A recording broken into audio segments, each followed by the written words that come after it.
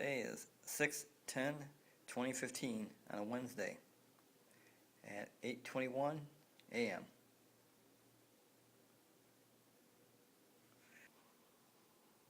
So I'm going to do my push-ups for the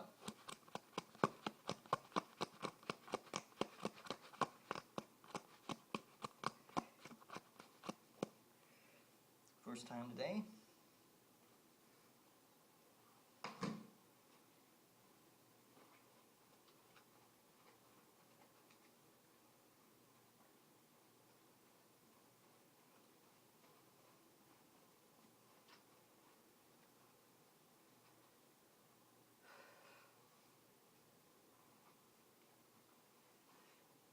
One, two, three, 4, 5, 6, 7, 8, 9, 10, 11, 12,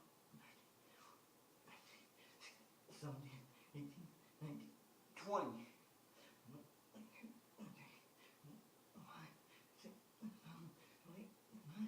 30. 1, 2, 3, 4, 5, 6, 7, 8, 9, 40. 1, 2, 3, 4, 5, 6, 7, 8, 9, 50. 1, 2, 3, 4, 5, 6, 7, 8, 9, 60.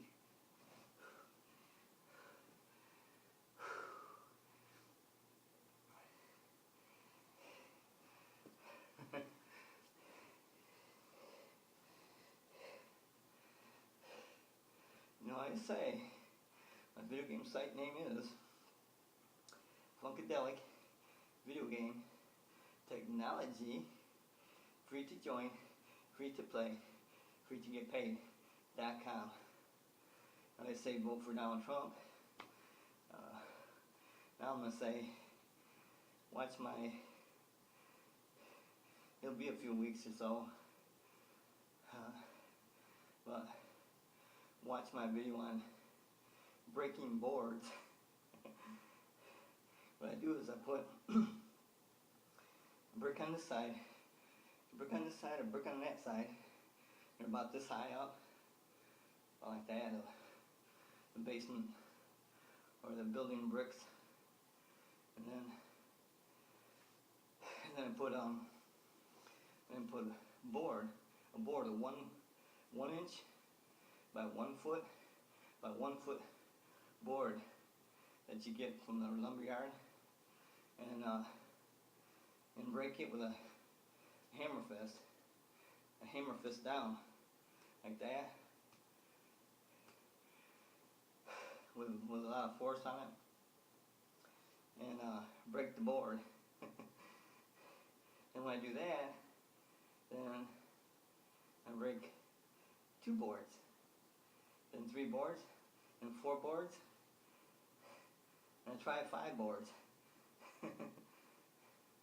But I'll stack it on top of each other, right on top of each other, and then break like 4 inches of wood, you know, with a hammer fist, like that, a hammer fist. And I'm going to try an axe kick. That's where you bring your foot up like this and down like an axe. You know how you do an axe? Well, you do it with your back here, the heel of your foot. So you do a stand back like this, bring it up above your head, and bring the heel down, just like hammer fist, it's up to your heel. And your legs are 3 times stronger than your arms. So, so I do the hammer fist and then the axe kick, and see how many boards I can break. 1 inch boards. I broke 4. With a stacked on top of each other. 4 of them. I tried 5, but 4 cracked, and the 5th one stayed uncracked. I did it once. And it cracked like 2 boards. Like cracked the first board, then I skipped a board and cracked 2 other ones. It's kind of weird sometimes.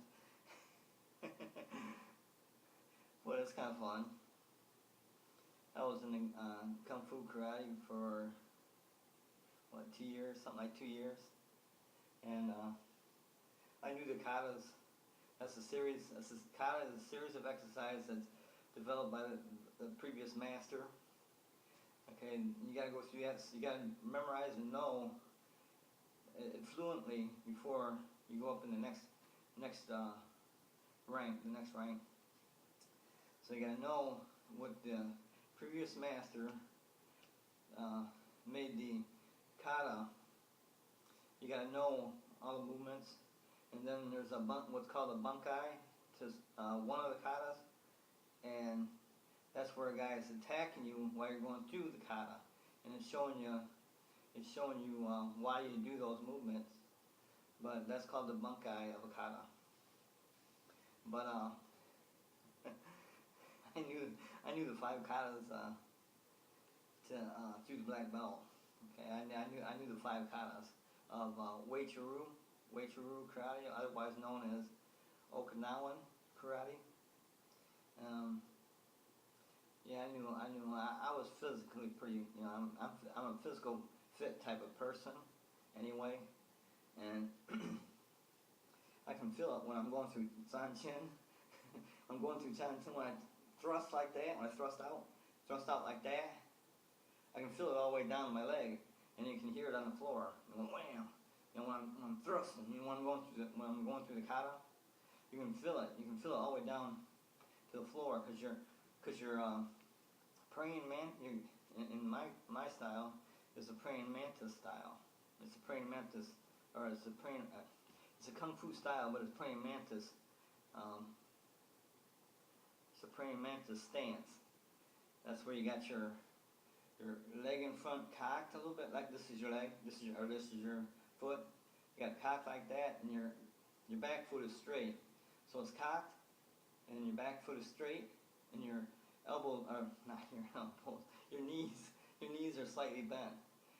The reason you have your knees slightly bent is so when you get kicked in the knee, it's flexible. If you have them stiff, they can snap your knee.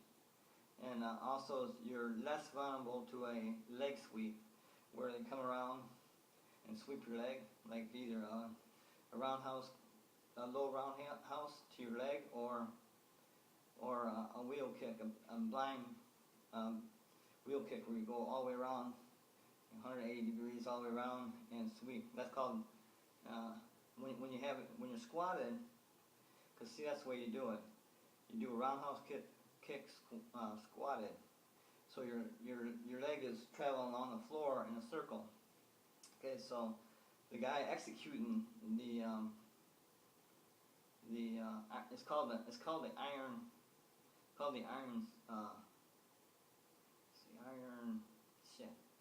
I want to say Iron Circle, but that's the name of a movie with David Carradine. It's the best movie out there that shows the best philosophy. It was made in Bruce Lee's philosophy. It's made under Bruce Lee's philosophy, but Bruce Lee was going to star in it, but he died before the movie was created, and so David Carradine starred in it. It's called Circle of Iron, and it's the best philosophy movie out there. So if you want to know philosophy of Kung Fu Karate and the way of the ninja, then watch Circle of Iron, because Bruce Lee was like a superhuman. He was like the best of anybody. He never lost a fight ever. They had to slow the camera down to get his movements down. He had a 1-inch punch. You get him 1 inch away from you, and he can knock your ass down 1 inch. If he has 1 inch, he can knock your ass down with it. He can damn near kill you with it. 1 inch. And this guy's only 140 pounds. 5'4". He's small and he's skinny. And this dude had over a 300 pound punch. 300 pounds, double his weight. So that's why people call him superhuman. And now that I look at his videos and shit, that dude was superhuman, man. The UFC people, they wouldn't stand a chance against this dude. If because he's too quick and he's got power what he throws. You know, whenever he throws something, there's a lot of power behind it. And so much power, he hits the person, bam, like that. He hits the person, then he waits a second, and then the person. So much power this dude had, man. He's superhuman. Bruce Lee, shit, he was superhuman. There's no one that even compares to him. Chuck Norris, he sparred with him. He couldn't do much against Bruce Lee. They didn't do full contact because Chuck Norris is still alive, you know.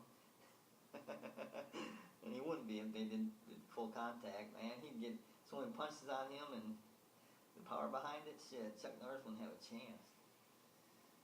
And Chuck Norris is heavier and bigger than he is.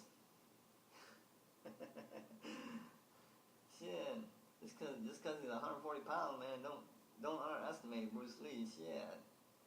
That dude was so fucking quick, you couldn't even see it. See what were hit with. Feet and hands. Just watch, the Green Hornet. He was one of the dudes on the Green Hornet. Man, they had to slow the damn frame rate down to get the movements because he moves too fast for the camera. I mean it, man. He was superhuman. Bruce Lee, shit, he was superhuman. It's like the YouTube videos say. You know, I didn't really think much of it before until I started seeing YouTube videos on him, and I'm going, wow, this dude's a wow dude. They say he died of 5 fingers of death. That's one theory, and another theory said that he died of marijuana use. What marijuana does, okay, don't get all hype around me because you're gonna say, oh, no one died of marijuana, but there's thousands of people that died of marijuana. It's the effects of marijuana, not the actual marijuana, you know, smoking an amount to OD. And no one OD because you can't OD on marijuana, but it's the effects of marijuana is what they die from. So you can't say they died from marijuana, but the effects from it. It's like smoking. You don't die from smoking. You die from, you know, the effects of smoking. Like when it clogs your lungs up and it gives you cancer, just like marijuana will. It'll give you cancer. Same thing in your lungs. It screws your lungs up. I seen a video yesterday on YouTube saying, yeah, marijuana does have pretty bad effects on the lungs, but is it worse than smoking? You know, regular. And they were saying it was. I guess it wasn't as bad, but it still is bad. Any smoking, I knew any smoking is bad for you, but yeah, they said that's another theory is Bruce Lee died of marijuana use. What marijuana does, and this is their theory, is it opens little pockets in your brain that are not normally open until you smoke marijuana. And if your body fluids or water gets in those little openings, it'll kill you. And that's one of the theories that said that that's how Bruce Lee died. And another theory is 5 fingers of death.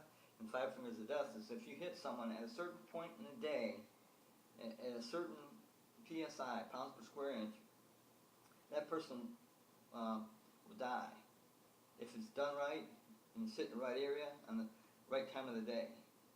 And that's called the 5 fingers of death. And they won't die then, but they'll die later.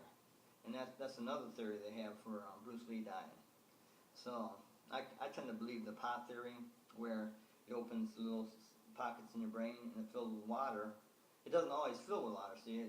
So you can't really, you know, link it directly to marijuana, but that could be a cause. So that's why it's a theory. And because not everybody dies from that. You know, it's unusual, and it's unusual and doesn't happen very often. And he had high THC in his blood system, so you know it's a very big possibility that he did die from marijuana use. And so don't get all offensive in that, saying, oh, no one died of marijuana, because there's thousands of people died of marijuana. The effects of it, not of an overdose. You can't die of an overdose, okay? I realize that. I understand that. You can't die of an overdose. but what's an overdose? See, that's another thing. You know, classify overdose. Is something like marijuana. If something like marijuana, um, okay, if something like marijuana is used, and immediately after you use marijuana, your heart rate goes up. It like doubles. So you have your chances of having a heart attack are very good when you first start using marijuana. You know, like if you smoke a joint, then later on smoke a joint, your heart rate goes almost double for a few minutes.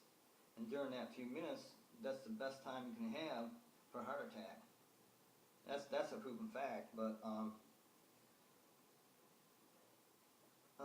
don't know how many people die of a heart attack after they use marijuana. Another thing is that they say first time you use marijuana, it takes away your feel good sensitivity and replaces it. So you can't really feel good until you smoke another joint later on, and then so on and so on. You know, after the effects of marijuana is gone, and then you smoke another joint. You know, a few hours later, then that stimulates the feel good senses in your brain. Okay, so but once you start smoking marijuana, this is why I don't use drugs or any type of thing I don't know about. This is why, because once you do it the first time, now your brain is wanting that. I'm not going to say depends on it, because there's only like, let's see, what is it, 9% of people that use marijuana get addicted to it. So I don't want to say, you know, dependent is addiction, and I don't want to say addiction. So you can't feel good though until you smoke another joint. Okay, so that takes over what your brain normally does on when you know the feel good sensors. So once you do marijuana once, now you can't feel as good as you did before without marijuana. You have to have marijuana, and then I'm not sure if it kills it or if it just puts it to sleep. I hope it don't kill it, because man, if it did it one time, if you smoke one time marijuana, that means your feel good sensor is very dull or dead, and you can't feel good again until you use marijuana again. See, so, and that's not just a theory. That's what they know, and they don't know though if it kills it or if it just puts it to sleep. So if you stop using marijuana for a long period of time, maybe your normal feel good sensors would come back, and you won't need marijuana all the time to feel good again. That's where the people get misconcepted on, is, oh, I feel so good, you know, like that. Okay, so that's the problem. It takes over, and that's a very serious problem, because once you do it once, now you have that need to do it again to feel good again, because you can't feel good, or you can't feel as good as you did before you smoked it. So now you smoked it once, now you're waiting to smoke it again. And that's where people get confused. Why can't I feel good without smoking this? Why can't I feel good without smoking this again? That's why. That's why right there. It puts your feel good sensors in your brain asleep or dulls them very severely, where you need that now. Okay, I'm done with that. I'm Dan, same time, same channel. See you then. Today is 6/10/2015, Wednesday at 12:48 p.m. A bit afternoon. I'm gonna do my push-ups for the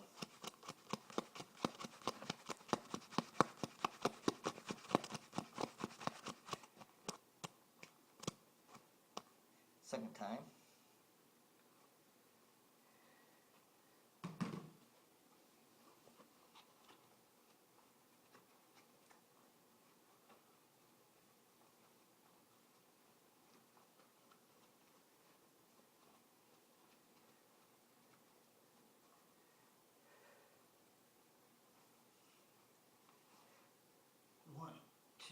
3, 4, 5, 6, 7, 8, 9, 10, 11, 12, 13, 14, 15, 16, 17, 18, 19, 20. 1, 2, 3, 4, 5, 6, 7, 8, 9, 30. 1, 2, 3, 4, 5, 6, 7, 8, 9, 40. 1, 2, 3, 4, 5, 6, 7, 8, 9, 50. 1, 2, 3, 4, 5, 6, 7, 8, 9, 60.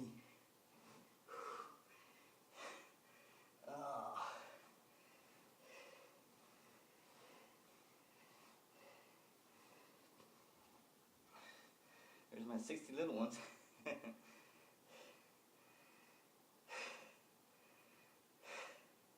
And you know what I always say, my website name is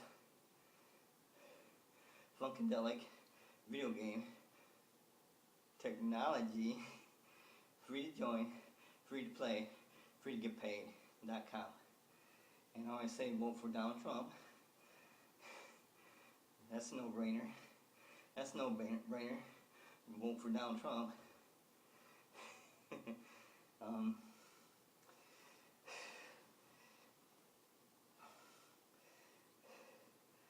That's a no-brainer, isn't it? Vote for Donald Trump. I mean, and then, oh yeah, I'm gonna have I don't know how long it's gonna take me, but I'm gonna have a board breaking with a hammer fist. Board breaking to see how many boards I can break. I have 2 bricks on either side with a 1 foot by 1 foot pine, 1 inch thick. 1 inch from the lumberyard is only like 3/4 of an inch thick, so none of the dimensions are right. I mean, when you buy lumber from a lumberyard, all dimensions are not exact. Like 1/2 inches, 3/4, or not. I mean, inches 3/4, and like a 2x4 is 3 and what is it? A 2x4 is 3 and 3.5. Is it 3.5? 2x4 is 3.5 by 1.5. So that's a 2x4. You know, the lumberyard dimensions is way different than what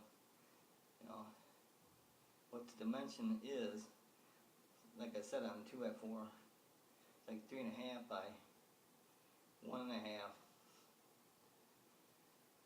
That's a 2x4. But I'll be breaking boards. I'll be hammer fisting it, because that's the best way to do it, I think. Hammer fist it. I'll be axe kicking it. Where you bring your foot up and bring the heel down as an axe kick. I was in the karate for 2 years. It's Wei-Churu karate, Okinawan karate. That's just one thing I wanted to point out. Anytime a style says it's a kung fu style, if a style says it's a kung fu style, that means that it's going to have animal movements in it. That means the animals have been studied, how they fight and defend each other, because they're always killing each other, you know, for food and for territory. And the way they fight has been,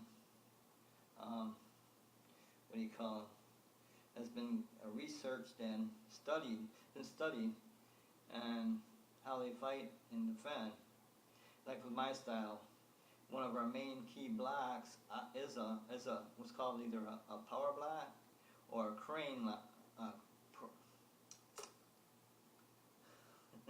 a crane block. That's where you bring your elbow in and your knee outside like that. That's a crane block. With a bird, the crane, it's a bird. It's a big bird, real big bird, like even bigger than a swan. It's a big bird, but it's a crane. It's a crane called the bird a crane. And what he'll do when he's attacked, he'll bring his wing in and his leg up like that. That's a crane block, or a power block. You call that my style, which is Wei-Churu, Okinawan. Okinawan and it's Kung Fu. It has animal movements in it. So anytime a style, any karate style or judo style says it's a Kung Fu style, that means it's going to have animal movements in it and how animals fight and defend each other. And that's the defense. The power block. It's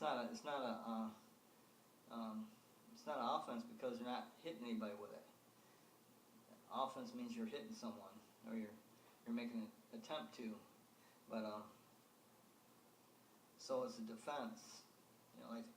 That's the main key block in my style.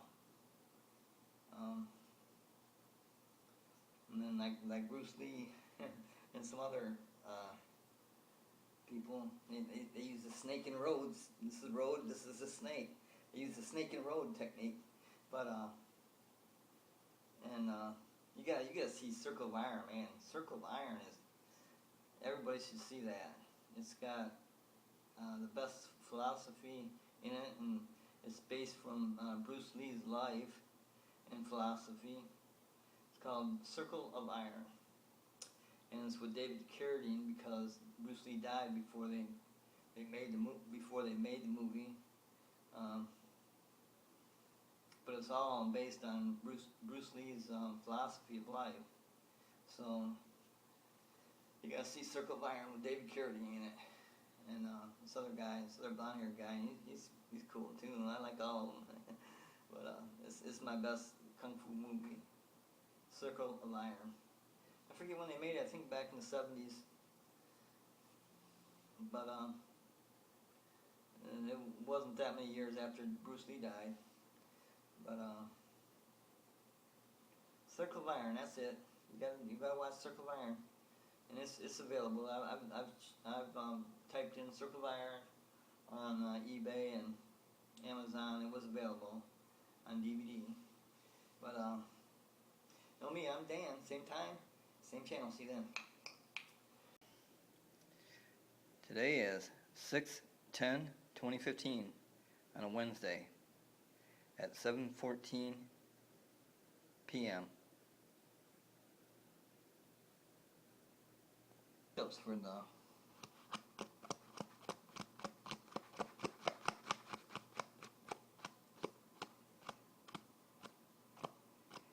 push-ups for the third time.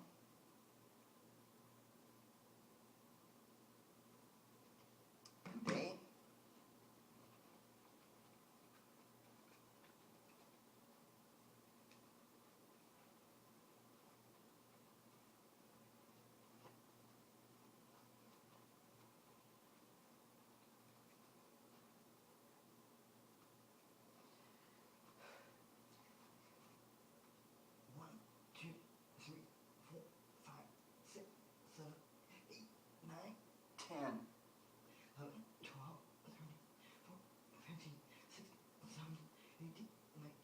Twenty. 1, 2, 3, 4, 5, 6, 7, 8, 9, 30. 1, 2, 3, 4, 5, 6, 7, 8, 9, 40.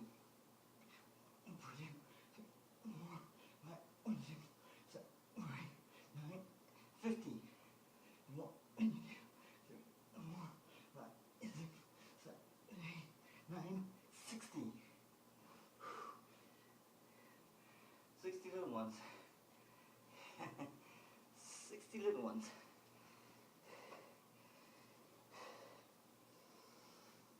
And you know what I say?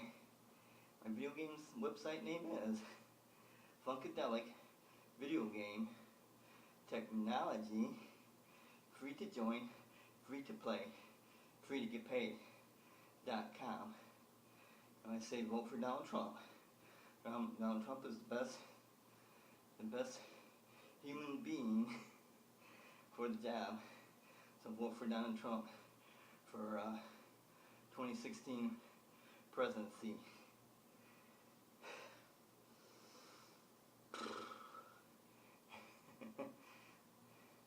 So what else do I say? Oh yeah, I'm gonna get a couple bricks. You know, the bricks are about this high. You got a thing like that, building bricks for like basement walls and what do you call them, cinder blocks. You get 2 of those and get 1 foot by 1 foot by 1 inch pine, and I'm gonna do a hammer fist like that, and break them. Go 1 and put 2 on each other, 2, 3 on each other, 3, 4 on each other, 4, and 5 on each other. Hopefully I can do 5. Hopefully I can do 5. I've done 4. I've done 4, but hopefully I can do 5. And I'm gonna do the axe kick. The axe kick, come down and hit him with the heel of your foot. So you do 1 and 2 and 3. Just the same thing with hammer fist. Hammer fist. Because I used to be in karate for 2 years. I was Okinawan karate or Wei-Churu karate, kung fu. And anytime in karate says kung fu, that means there's animal movements. Like our crane block, we put our elbow like this, and then we bring the leg up, so the knee is just past the elbow, and that protects the right side, and then do the same thing to the left side. But that's one. It's one technique that's an animal technique, because the crane does that to defend itself. The crane bird, the crane. Well, you know me, I'm Dan. Same time, same channel. See you then.